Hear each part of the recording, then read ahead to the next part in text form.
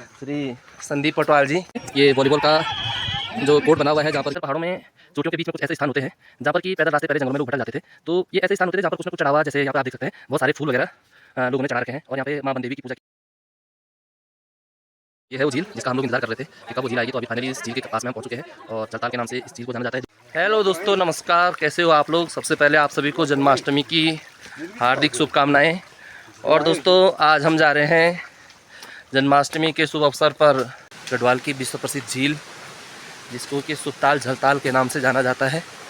मेरे साथ हैं बड़े भाई श्री संदीप पटवाल जी और नेगी जी। साथ में हैं हमारे बड़े भाई साहब श्री धीरेन्द्र सोल्याल जी। तो आज की जो यात्रा है में हमारे साथ जो संदीप पटवाल जी, जो कि किसी परिचय का मोहताज नहीं है। आप कांग्रेस में जिला महामंत्री हैं और इसके अलावा अभी आप छेकुड़ा वार्ड से जिला पंचायत के लिए भी आपने दावेदारी करी थी। और जो छवि आपने जनता के बीच बनाई, इसी का नतीजा रहा कि आप बहुत कम मार्जिन से आप लोग चुनाव में, आपको हार ज़रूर मिली, लेकिन जनता के दिलों में आज भी आप राज कर रहे हैं। तो हमारे आने वाले भविष्य के विधायक थराली से उनके साथ अभी जाने का अवसर प्राप्त हो रहा है। तो भाई साहब क्या कहना चाहेंगे। नमस्कार साथियों, सर्वप्रथम आप सभी को जन्माष्टमी के पावन पर्व पर बहुत बहुत बधाई, शुभकामनाएं हैं। हाँ, जैसा कि आप सबको सब विदित होंगे कि भगवान श्री कृष्ण की जो लीलाएं हैं वो हम सब के सम्मुख इस रूप में हमने पढ़ा है कि भगवान श्री कृष्ण ने त्याग और भक्ति से प्रेम को जीता है और इस संसार को एक धर्म के मार्ग पर चलने का उन्होंने रास्ता बताया।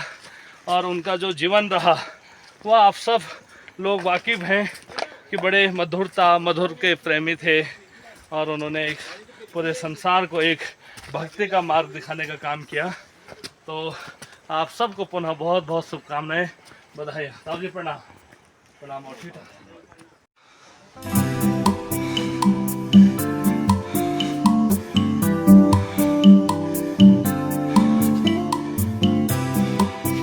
यह है यात्रा का शुरुआती पड़ाव, यानी ये जो गांव का नाम आपको जो सुंदर सा दृश्य दिखाई दे रहा है, यह है सोलसूत्र का एक काफ़ी सुंदर और शानदार गांव रुईसाण। और यहीं से हमने ये लास्ट में आपको कुछ मकानें दिख रही होंगी, यहाँ से हमने पैदल चलना शुरू किया था।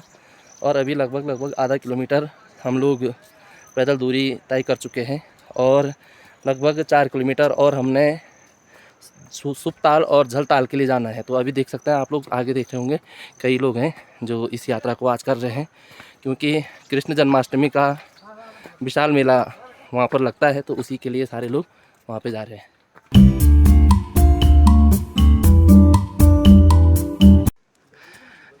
ये है दोस्तों सुपताल झलताल का जो ट्रैक है। देखो कितना शानदार रास्ता यहाँ का बना हुआ है। और यहाँ के जो लोकल्स हैं उनसे जब मैंने पूछा तो पता चला कि जो ये रास्ता है ये अंग्रेज़ों ने बनाया है। तो कहने का मतलब ये है कि आज हर साल मनरेगा में रास्तों का काम आता है, लेकिन वे रास्ते 6 महीने भी नहीं टिक पाते हैं। और सैकड़ों सालों से ये रास्ते ऐसी सुंदर जगह को देखने के लिए अंग्रेज़ों ने बनाए हैं। तो इस चीज़ के लिए तो भाई अंग्रेज़ भी बधाई के पात्र हैं कि उन्होंने केवल भारत पर शासन ही नहीं किया, बल्कि कई विकास कार्यों में भी उनकी भूमिका रही है।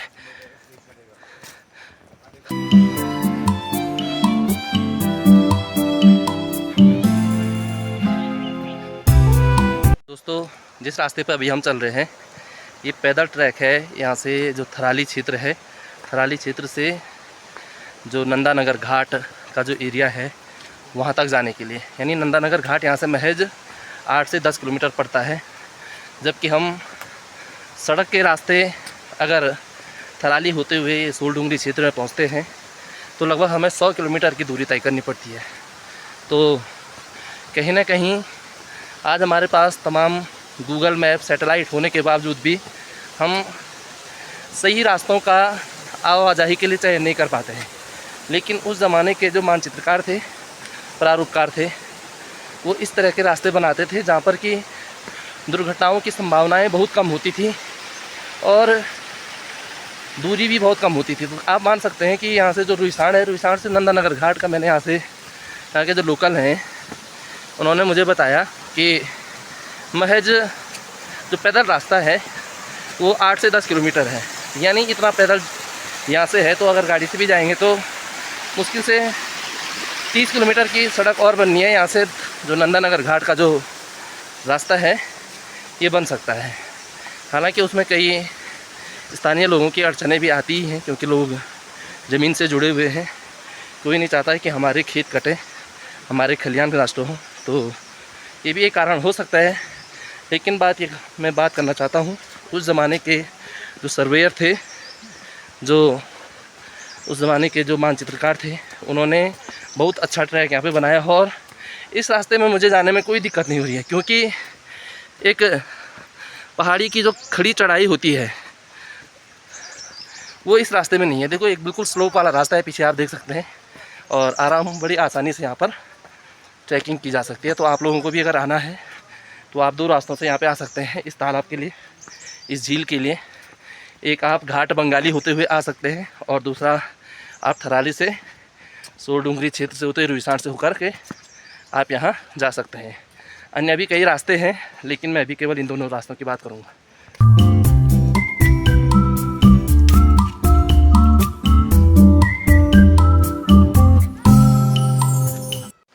तो दोस्तों, अभी रुईसाण से लगभग 1 किलोमीटर दूरी तय करने के बाद हम पहुंच चुके हैं। लूड़ा नामक एक स्थान है। यहाँ पर ये सुंदर से पुराने शैली में बने हुए घर हैं, और यहाँ पे एक यूनिक चीज़ मैं आपको दिखाना चाहता हूँ। ये आपको एक छोटा सा घर जैसी एक संरचना दिख रही होगी। तो ये देखो दोस्तों, और बगल में एक छोटी सी नदी भी इसमें है। तो यहाँ से पानी आता था, और ये जो छोटी सी जगह बनी है ये घराट है दोस्तों यहाँ का। तो घराट यानी जिसमें पहले के लोग आटा बनाते थे गेहूं पीस करके, और जितने भी पिसाई का काम होता था इन्हीं घराटों में हुआ करता था।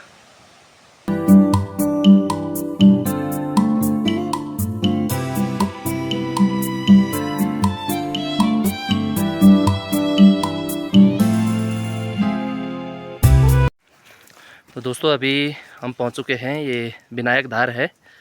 यहाँ पर ये अक्सर पहाड़ों में चोटियों के बीच में कुछ ऐसे स्थान होते हैं जहाँ पर कि पैदल रास्ते पहले जंगलों में लोग भटक जाते थे। तो ये ऐसे स्थान होते थे जहाँ पर कुछ ना कुछ चढ़ावा, जैसे यहाँ पर आप देख सकते हैं बहुत सारे फूल वगैरह लोगों ने चढ़ा रखे हैं, और यहाँ पे माँ बनदेवी की पूजा की जाती है। इधर अगर इस एरिया की मैं बात करूँ, यहाँ पे 2 एरिया एक साथ मिल रहे हैं। इधर ये बदाणगढ़ी वाला क्षेत्र, इसके पीछे, और इसके इधर हम देखेंगे तो ये सोरडुंगरी वाला क्षेत्र है। तो इस प्रकार के विनायक धार आपको गढ़वाल के कई क्षेत्रों में आपको मिलेंगे। तो ये एक पारंपरिक परंपरा है, जिससे कि रास्तों का भी पता होता था, और जंगल में यदि कोई व्यक्ति भटक जाता था तो उसका भी पता लगाया जा सकता था कि हाँ वह इस जगह पे आया है, और तो उसको आसानी से ढूंढा जा सकता था।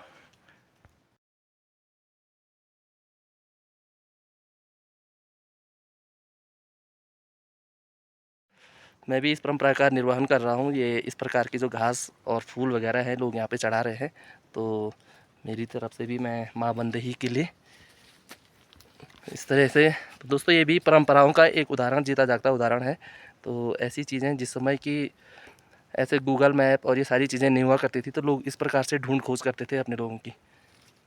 घास तो इसमें आपको दिख रही होगी, लेकिन ये केवल हरी घास नहीं है।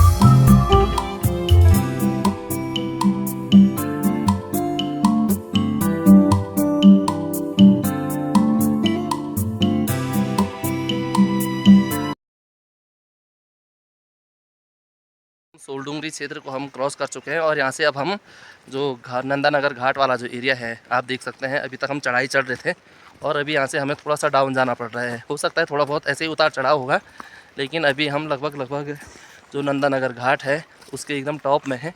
और थोड़ी देर में हमें जो अगली जो जगह हमें दिखेगी वो है सुपताल, और फिर जो हमारा लास्ट जहाँ तक हमें जाना है, जहाँ पर कि मेला लगा हुआ है जन्माष्टमी का, वो है झलताल। तो बने रहिएगा वीडियो में, आपको अंत तक दिखाने की ज़रूर कोशिश करेंगे। यह दोस्तों सुपताल का पूरा एरिया देखिए। यहाँ पे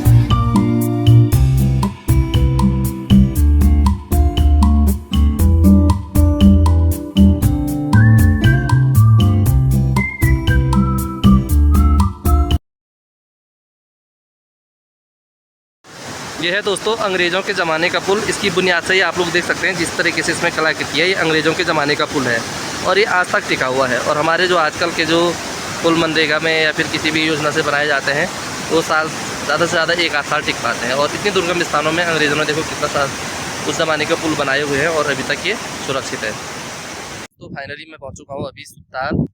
और सुल्तान जो है ये किसी ज़माने पे यहाँ पे झील हुआ करती थी, लेकिन अब तो ये और ये झील अभी सूख चुकी है, इसमें पानी उतना ज़्यादा है नहीं, लेकिन सीनरी आपको बहुत अच्छी देखने को मिलेगी। दृश्य आपका बहुत मनोरम है और आपको मैं दिखाना चाहूँगा कि किस प्रकार का यहाँ पर व्यू नज़र आ रहा है। ये देखो आप मेरे पीछे देख सकते हैं कितना शानदार व्यू है।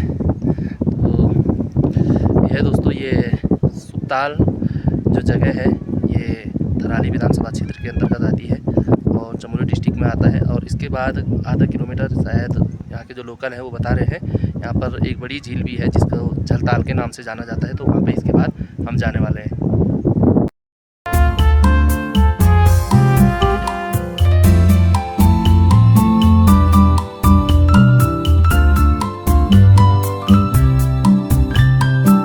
यह है दोस्तों सुल्तान झील है और इस झील आपको थोड़ा सा ऊपर से इस प्रकार से हरी घास तो इसमें आपको दिख रही होगी, लेकिन ये केवल हरी घास नहीं, ये पूरा दलदल वाली मिट्टी है। इसके अंदर अगर आप जाएंगे तो यहाँ फंस जाएंगे, लेकिन देखने में दृश्य बहुत ही सुंदर है। और उत्तराखंड में एक ऐसा स्थान भी पर्यटकों के लिए काफ़ी अच्छे लग सकते हैं और लेकिन तमाम सुविधाएँ का यहाँ पर थोड़ा सा अभाव है। यदि सड़क सुविधाएँ यहाँ तक आती हैं और या फिर किसी इस प्रकार से सरकार की कोई पहल होती है कि यहाँ के पर्यटन को बढ़ावा दिया जाए तो यहाँ पर भी काफ़ी अच्छा पर्यटन हो सकता है। ये वॉलीबॉल का जो कोर्ट बना हुआ है जहाँ पर कि अलग अलग गाँवों की टीम आई, कौतिक जिसको हम बोलते हैं, वो लगा हुआ है। और यहाँ पर बीच में आप लोग देख रहे होंगे हैं और लड़के वॉलीबॉल का आनंद ले रहे हैं। तो बहुत ही शानदार जगह यहाँ पर देखने को आप देख सकते हैं। और ये यहाँ का पूरा व्यू है। काफ़ी भीड़ यहाँ पर आज जो यहाँ के स्थानीय लोग हैं उनके द्वारा जन्माष्टमी के शुभ अवसर पर ये मेला आयोजित किया गया है। तो अगर आपको इस ट्रैक के लिए आना है तो आप थराली होकर भी आ सकते हैं, नारायणवकर से भी आ सकते हैं और नंदानगर घाट से भी आप यहाँ पर आ सकते हैं। फाइनली हम पहुँच चुके हैं झलताल में, जिसका आप लोगों को बेसब्री से इंतज़ार था और मुझे तो था ही आप लोग। तो दोस्तों फाइनली हम पहुंच चुके हैं झलताल में और इसका आप लोगों को बेसब्री से इंतज़ार था और मुझे भी बेसब्री से इंतज़ार था। तो सबसे पहले मैं आपको यहाँ पीछे कराता हूँ कृष्ण भगवान का ये यहाँ पर मंदिर बना हुआ है और इसके नीचे ही मेरे पीछे देख सकते हैं आप, ये एक बहुत बड़ी झील है जिसको देखने के लिए दूर दूर से लोग आ रहे हैं। ये है झलताल के नाम से इस झील को जाना जाता है और काफ़ी बड़ी ये झील है। अभी एक कोना मैंने आपको झील का दिखाया और नीचे जाकर मैं आपको दिखाऊँगा झील का पूरा दृश्य। ये है वो झील जिसका हम लोग इंतज़ार कर रहे थे कि कब वो झील आएगी। तो अभी फाइनली इस झील के पास में हम पहुंच चुके हैं और झलताल के नाम से इस झील को जाना जाता है। दूर दूर से लोग यहाँ पर आए हुए हैं जो क्षेत्रीय लोग हैं, क्योंकि कृष्ण जन्माष्टमी का यहाँ पर मेला लगा हुआ है। और चारों तरफ से आप देख सकते हैं इसका जो लगभग जो एरिया होगा तकरीबन आधा किलोमीटर तो होगा ही। काफ़ी बड़ी झील ये बनी हुई है और लोग इसका दूर दूर से लोग यहाँ पर आए हुए हैं और इसका लोग